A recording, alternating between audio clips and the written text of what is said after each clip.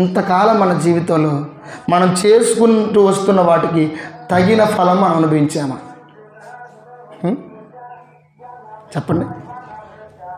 ఇంతకాలం మన బ్రతుకులో, ఇంతకాలం మన జీవితంలో, ఇంతకాలం మన యొక్క కాలం గడిచిపోయిన ఈ వయసులో మన జీవితంలో చేసుకుంటూ వస్తున్న వాటికి తగిన ఫలము మనం అనుభవించామా? నేను రూఢిగా చెప్పగలను, అనుభవించలేనే లేదు. ఒకవేళ అనుభవిస్తే ఎప్పుడో మన శవాలు సమాధుల దొడ్లో ఉండేవి. ఎప్పుడో మన బ్రతుకు కడతీర్చబడేది, ఎప్పుడో మన జీవితాలు ముగించబడేవి. కానీ ఏ రోజు మనం చేసిన పాపానికే, మనం చేసిన దోషానికే, మన తప్పుకే, మన అతిక్రమానికే, మనం చేసిన వాటన్నిటికీ మనం ఇంతవరకు తగిన ఫలాన్ని పొందల. దేవునికి మహిమ కలుగును గాక. నా ప్రియ దేవుని బిడ్డలారా, మన జీవితంలో, మన బ్రతుకులో ఇంతకాలం మనకు వయసు వచ్చింది కదా, ఇంతకాలం మనం చేసిన వాటిని ఏదో ఒక సమయంలో తప్పిదాలు మనం చేసుకుంటూ వచ్చాం, పొరపాట్లు చేసుకుంటూ వచ్చాం, తెలిసి తెలియక పాపము చేసుకుంటూ వచ్చాం. కానీ ఏ రోజు దేవుడు మనకి తగిన శిక్ష వేయలేదండి. మనల్ని శిక్షిస్తే మాత్రము మనం సజీవులుగా బ్రతికి ఉండేవాళ్ళం కాదు. మనం కూడా తప్పు చేసిన మన పిల్లల్ని పూర్తిగా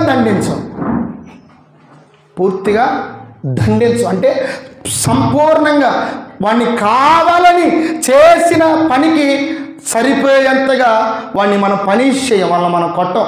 ఎందుకో తెలుసా? 2 దెబ్బలు కొట్టమనే వాడి మీద ప్రేమ పెరిగిపోద్ది. చేసిన తప్పుకి వచ్చిన కోపానికి వీడిని చంపాలనుకుంటాం. కానీ ఆ సమయానికి మనలో ఉన్న ప్రేమ ఏం చేస్తుంది తెలుసా? అయ్యో 2 దెబ్బలు కొట్టామని మనమే బాధపడతాం. 2 దెబ్బలతోనే ఆగిపోయాం. కానీ అంతకంటే ఎక్కువ కొడితే ఈనాడు యవ్వనస్తులు వాళ్ళు చేస్తున్న పనులను బట్టి ఎక్కడ మా పిల్లలు దూరం అయిపోతారు, ఎక్కడ వీడు చచ్చిపోతాడు, ఎక్కడ వీళ్ళు పారిపోతాడేమని ఈరోజు తల్లిదండ్రులు యవ్వనస్తులు చేస్తున్న పనులను బట్టి అంత దుఃఖపడుతున్నారు. హల్లెలూయా. చేసిన వాటికి తగిన ఫలం ఈరోజు మనం అనుభవించట్లేదు. తగిన శిక్ష మన దేవుడు మనకు విధించలేదు. తగిన వాటికి మన దేవుడు ఎన్నడూ మనల్ని మొత్తలేదు, ఎన్నడూ మనల్ని అవమానపరచలేదు, ఎన్నడూ మనల్ని మన దేవుడు నెట్టివేయలేదు. మనము మన పిల్లల విషయంలో ఎలాగ ఆలోచన చేస్తున్నామో అంతకంటే ఉన్నతంగా దేవుడు ఆలోచన చేస్తున్నాడు. తాగొచ్చిన తల్లిదండ్రులు ఏం మాట్లాడరు, తిరిగి వచ్చిన తల్లిదండ్రులు ఏం మాట్లాడరు. వీడు చెడిపోతానని తెలిసినా కానీ తల్లిదండ్రులు ఏం మాట్లాడరు. వీడు చెడు అలవాట్లు, చెడు వ్యసనాలు నేర్చుకున్నాడని తెలిసినా తల్లిదండ్రులు ఏం మాట్లాడడానికి పోవడానికి కారణం ఏంటి తెలుసా? ప్రేమ.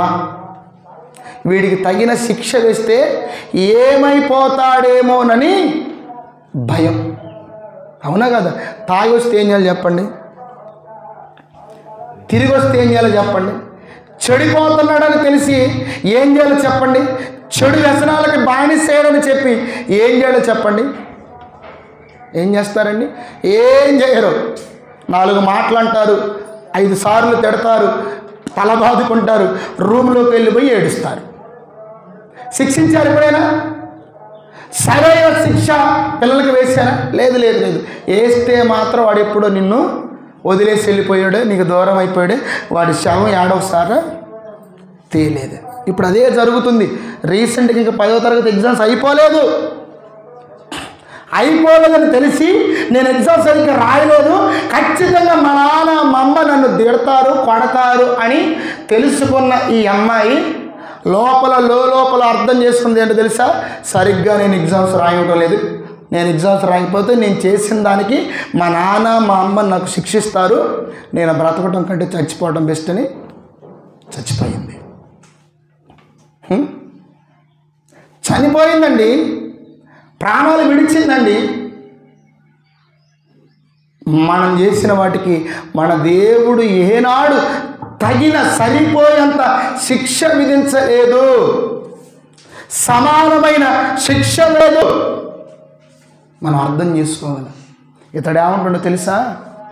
దొంగ ఏమని తెలుసా? రే, అటు నువ్వు సిలువ వేయబడ్డావు, ఇటు నువ్వు సిలువ వేయబడ్డావు, మధ్యలో యేసయ్యనుడు నీ జీవిత కాలంలో నువ్వు చేసిన దానికి, నా జీవిత కాలంలో నేను చేసిన దానికి సరిపడ శిక్ష ఈ సిలువ శిక్షరా.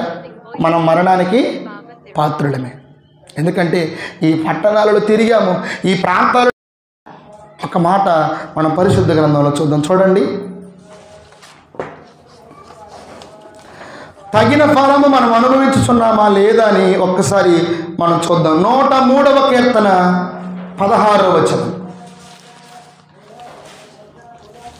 చదువుదామా?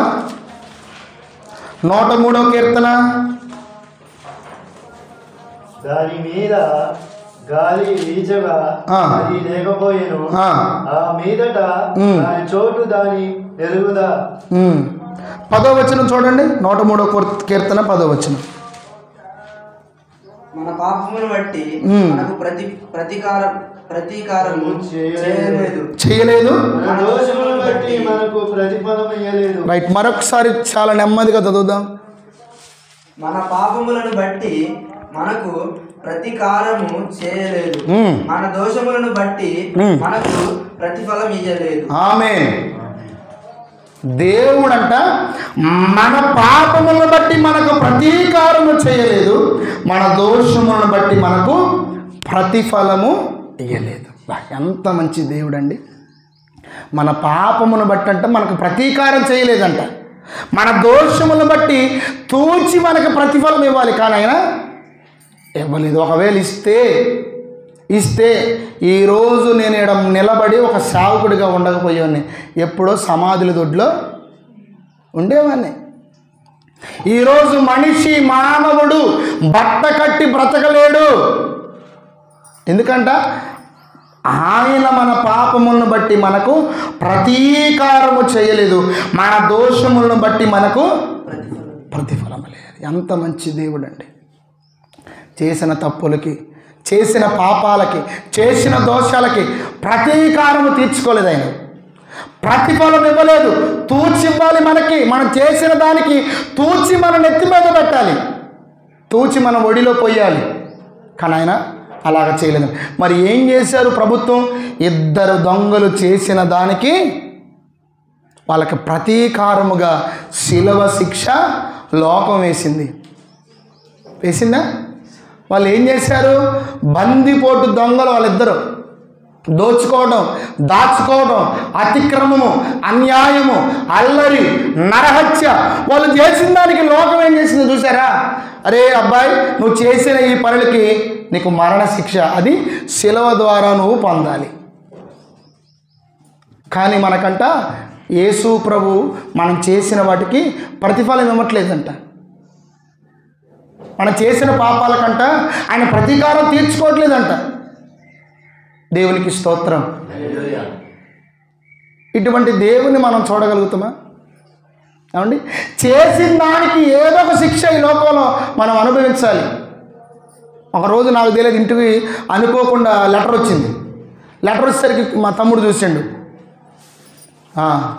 మళ్ళీ చేసినావు నువ్వు అని అంటుండే. నేనేం చేసిన రా అన్న. మళ్ళీ చేసినవుగా. ఏంటంటే మళ్ళీ ఫైన్ వేయించుకొని వచ్చిన. ఎక్కడ? ఆత్కూరు రింగ్ రోడ్లో. నాకేం తెలుసు, నేను బర్రన వస్తాను, వెనక నుండి ఎప్పుడు ఫోటో కొట్టిండు.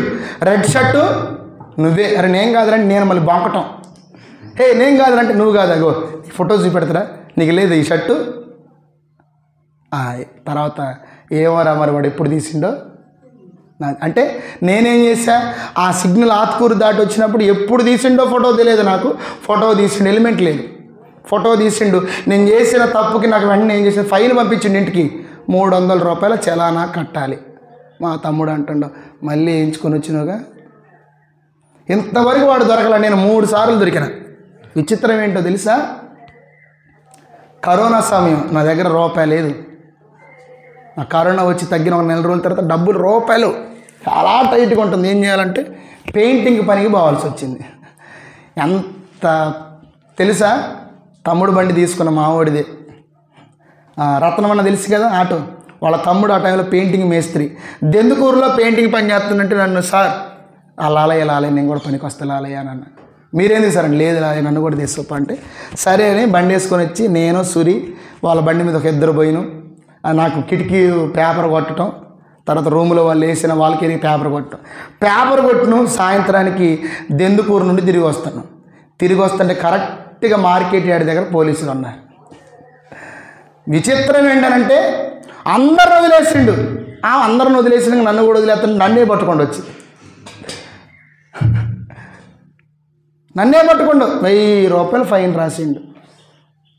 సార్ ఇది నా పరిస్థితి, నాకు వచ్చేది ఈరోజు 600, మీరు 1000 రూపాయలు రాశారు, నా దగ్గర లేవు సార్. పోక పనికి పోతే 1000 రూపాయలు లాలే అంటుంటే రేపు కూడా రా 1000 రూపాయలు ఇస్తా వచ్చాడు ఫైన్ వచ్చి ఫైన్ కట్టుకోవచ్చు నువ్వు అంటాడు. అంటే నేను చేసింది ఏంటి? హెల్మెట్ లేకుండా పోవడం వల్ల ప్రభుత్వం నాకు వేసిన శిక్ష 1000 రూపాయల జరిమానా. 1000 రూపాయల జరిమానా వేసింది. పోక డబ్బులు లేవు, కరోనా సమయం, నాకు కరోనా వచ్చి తగ్గిపోయింది, నాకు అసలు రూపాయలు లేదని పనికి పోతే మొదటి రోజే నాకు 1000 రూపాయలు ఫైన్ వేసరికి నాకు కళ్ళు తిరిగిపోయింది. ఏంది ప్రభు ఈరోజు చేసింది 500 పని, రేపు మళ్ళీ పనికి వచ్చి ఆ శుభ్రం గోడలు దుడితే మళ్ళీ ఒక 500 ఈ గట్టి తెచ్చి పోలీసుకి కట్టాలి, అందుకే నన్ను పనికి తీసుకొచ్చింది. నాకు అప్పుడు ఆలోచన వచ్చింది, ఈ మాట చదువుతున్నప్పుడు నేను లోకములో చేసిన పనికి ప్రభుత్వం నాకు ఫైన్ వేసిందే, నా బ్రతుకు దినములు యందు నేను చేసుకుంటున్న పాపానికి, నా దోషానికి, నా అతిక్రమానికి, నా చెడుతనానికి, చెడు అలవాట్లకు ఏ రోజు నా దేవుడు నాకు ఇంత ఫైను వేయలేదు కదా అనిపించింది. హల్లెలూయా. ఒకవేళ ఫైన్గా వేస్తే అసలు కట్టడానికి నిన్ను నన్ను అమ్ముకున్నా సరిపోవు. ఎలా మనం తాకట్టు పెట్టి నన్ను కొనండి, నేను నా దేవునికి చెల్లించాలి, ఆయన శిక్షించండి. నాకు పుట్టినది మొదలుకొని ఇప్పటి వరకు ఆయన నాకు ఫైన్ రాస్తే నా అవయవములు అమ్ముకున్నా నాకు సరిపో డబ్బులు. మన అవయవములు అమ్ముకున్న ఆ డబ్బులు మనకు సరిపోవు. చూడండి, లోకంలో చేసిన దానికి శిక్షలు ఉంటాయి. ఓవర్ స్పీడ్కి కొంత జరిమానా, హెల్మెట్ లేకపోతే కొంత జరిమానా, ట్రిపుల్ రైడింగ్కి 3 పోతే కొంత జరిమానా, చేసిన దానికి ఐపీసీ ఇండియన్ పీనల్ కోడ్ ప్రకారంగా, భారతదేశపు రాజ్యాంగ ప్రకారంగా చేసిన ప్రతి తప్పుకి శిక్ష ఉంటుంది. కానీ ఇక్కడ మాట్లాడుతున్న మాట ఏంటి తెలుసా? మన పాపములను బట్టి ప్రభువు మనకు ప్రతీకారము చేయలేదంట, మన దోషములను బట్టి మన దేవుడు మనకి ఏం చేయాల? ప్రతిఫలము ఇవ్వలేదంట. ఎంత మంచి దేవుడు అండి నిజంగా. అందుకే తల్లి తండ్రి కుటుంబ రక్త సంబంధికుల కంటే ఆయన గొప్ప దేవుడు. ఎందుకయ్యాడు తెలుసా? ఎందుకేనండి భార్యాభర్తలో భార్య మీద భర్త కోపం, భర్త మీద భార్య కోపం, చేసిన చిన్న పొరపాట్లకి భార్య ప్రతీకారం తీర్చుకుంటుంది. ఒక్కోసారి అన్నం వండకుండా పండుకుంటుంది, కూర వండకుండా ఉంటారక్క. ఎందుకు? భర్త ఏదో చిన్న ఒక మాట అన్నాడని ప్రతీకారంగా, భార్య ఏదో ఒక మాట ఉందని ఒక ప్రతీకారంగా. కానీ మన దేవుడు ఎన్ని చేసుకుంటూ వచ్చినా ఇంతకాలము బ్రతికిస్తూ వచ్చాడంటే ఆయన మనకు ప్రతీకారము చేయకపోవడాన్ని బట్టి, ప్రతిఫలము ఇవ్వబడాన్ని బట్టి మనం ఇంతకాలము సజీవంగా ఉన్నాము.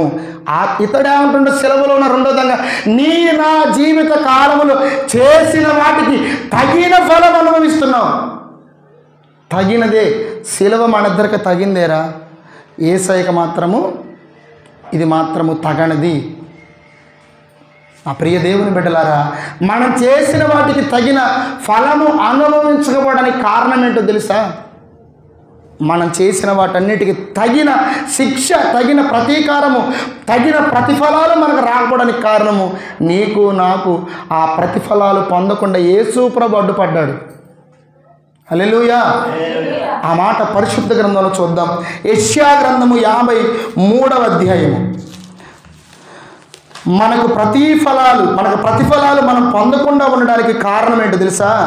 మనం చేసిన వాటికి యేసయ్యే కారణం. యేసయ్యే. చూడండి, నేను చదువుతున్నాను ఆ మాటలు చూడండి.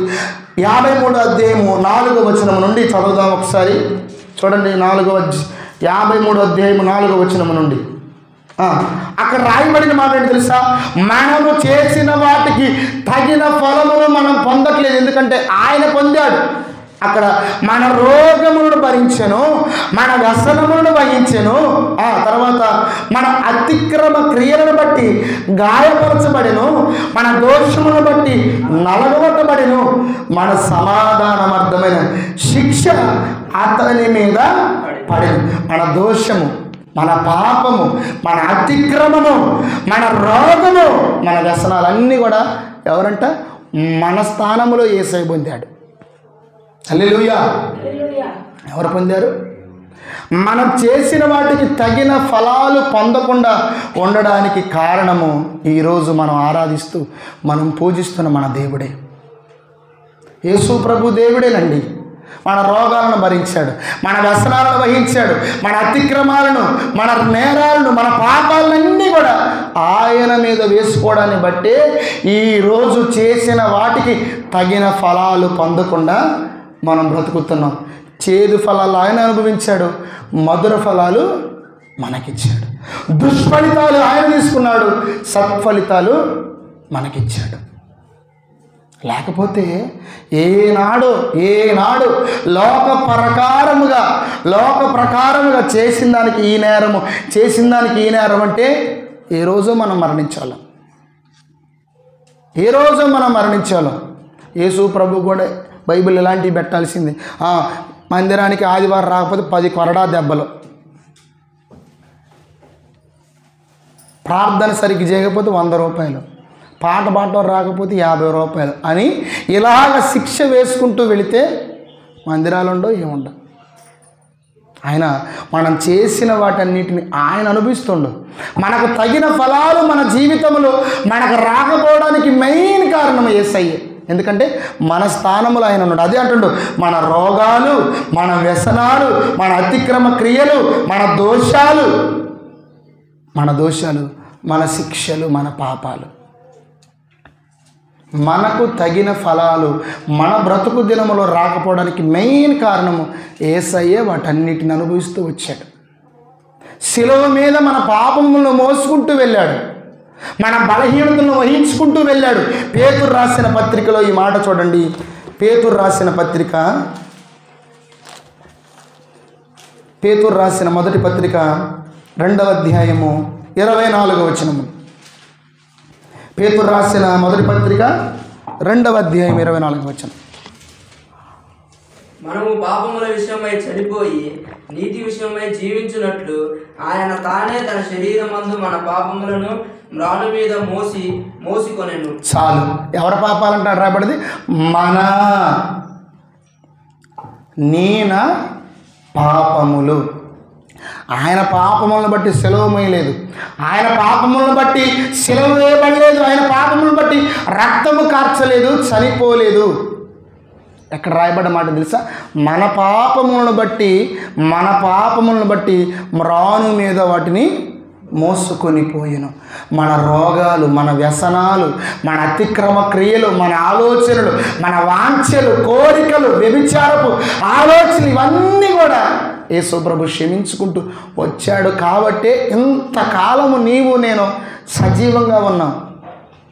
లోక ప్రకారంగా శిక్ష వేస్తే ఈరోజు మనం సజీవులుగా నిలుచుండే వాళ్ళము కాదు. అదే అంటుండే ఈరోజు రెండవ దొంగ మాట్లాడుతున్న మాట అంటున్నారే, నీవు నేను చేసిన వాటికి తగినది అనుభవిస్తున్నావురా,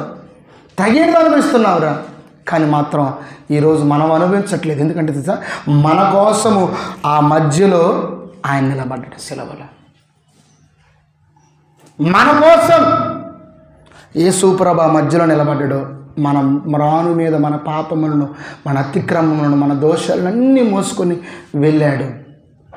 హల్లెలూయా.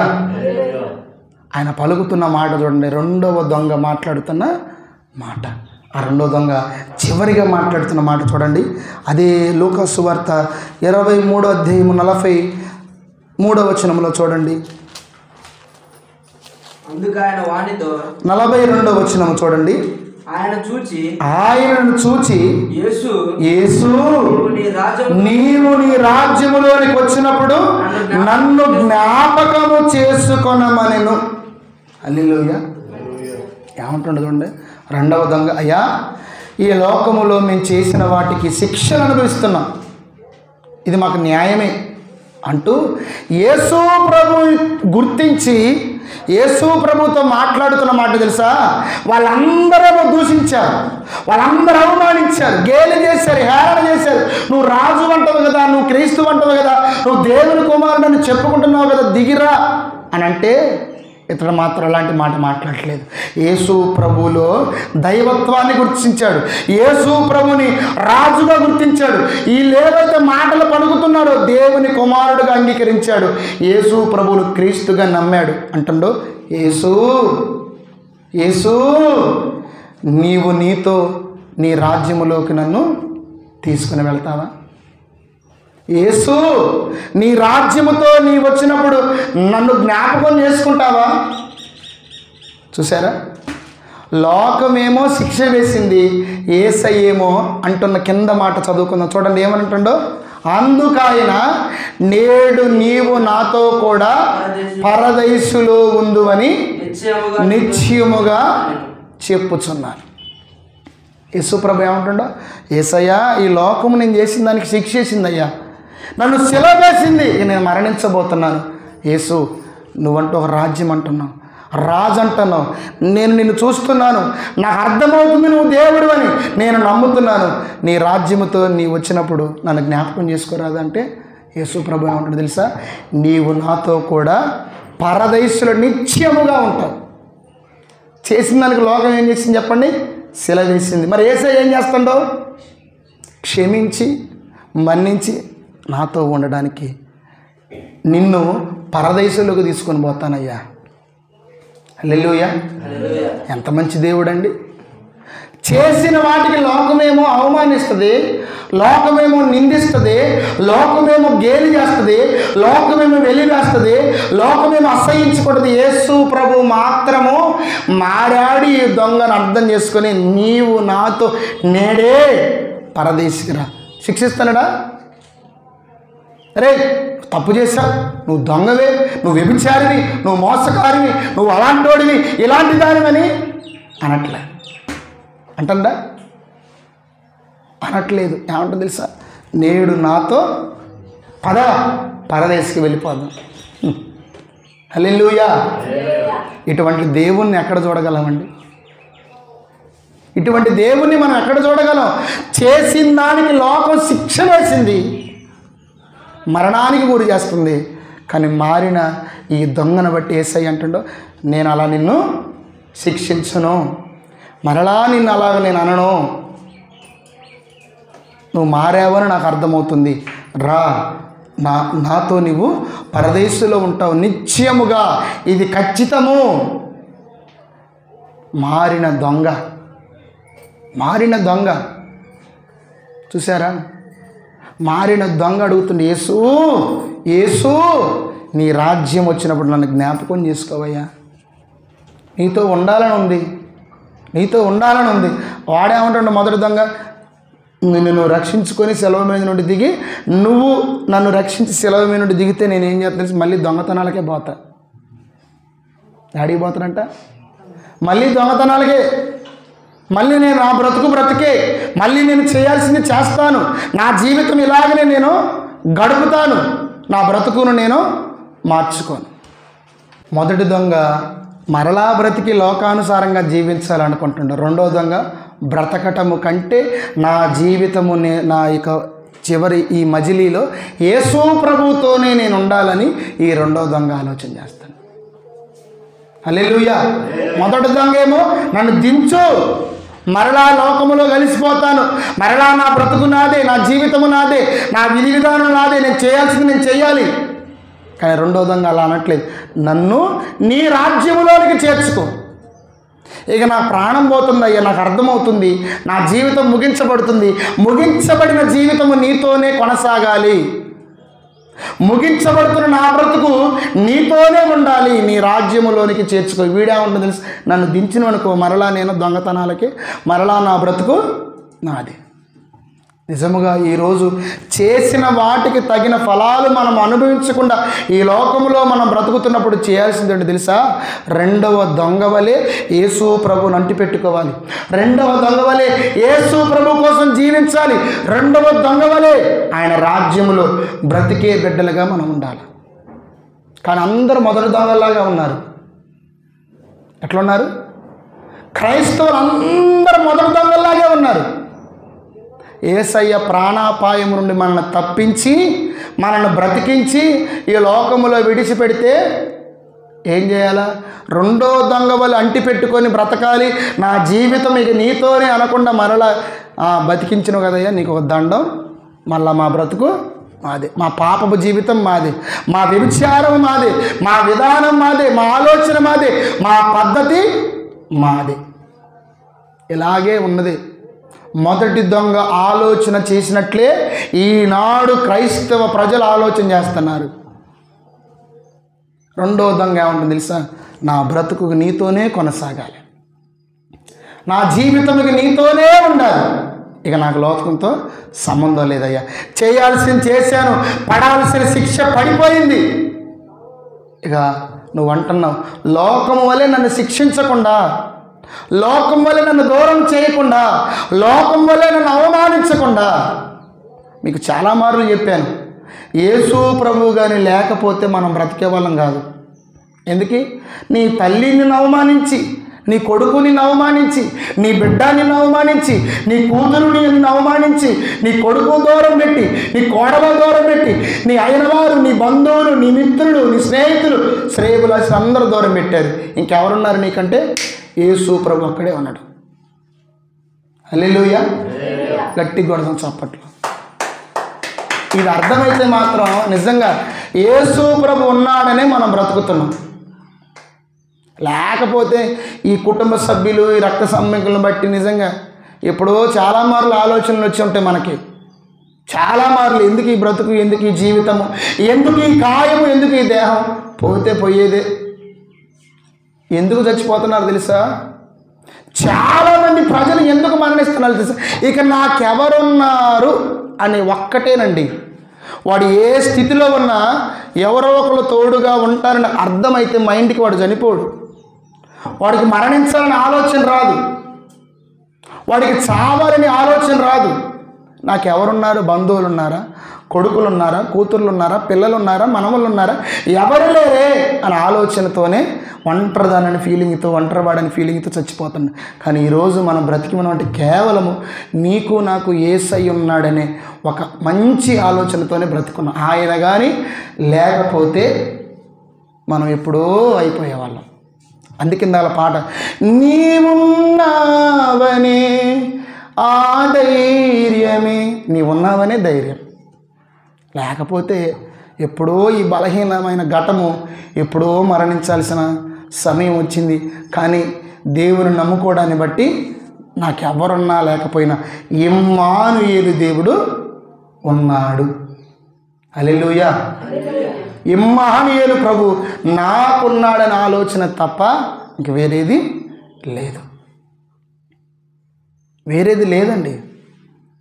ఈ రెండో దొంగ అంటున్న మాట చూడు, నీ రాజ్యములో నన్ను చేర్చుకో, నన్ను చేర్చుకో. లోకం చేసిన దానికి శిక్షించింది, కానీ యేసయ్య గుర్తుపెట్టుకోండి, శిక్ష వేయకుండా ఉంచి తప్పించి ఈనాడు ఈరోజు ఇలాగ ఆయనను ఆరాధన చేసుకునే గొప్ప భాగ్యం మనకిచ్చింది. ఆయన కూడా శిక్ష వేస్తే, అందుకే అంటాడు అనమాట భక్తుడు, అయ్యా నీ వద్దనే క్షమాపణ దొరుకును, నీవు కూడా క్షమించకపోతే ఇంకా మా బ్రతుకులు ఏమైతే, నీవు కూడా మమ్మల్ని తీర్చుకోకపోతే, నీవు కూడా దరి చేర్చుకోకపోతే మా బ్రతుకులు ఏమైతే. నిజంగానండి, ఈరోజు లోకం మనల్ని తృణీకరించిన, అవమానించిన, గేలు చేసిన, నెట్టి వేసిన ఒకటే మన ధైర్యం ఏంటి తెలుసా? మనం నమ్మి ఆరాధిస్తున్న దేవుడు మనకున్నాడనే ధైర్యమే. హల్లెలూయా. మనకు ఆ ధైర్యమే, అది మన ప్రియుడు మనకు ముందున్నాడనే ఆశయ ఆలోచనే.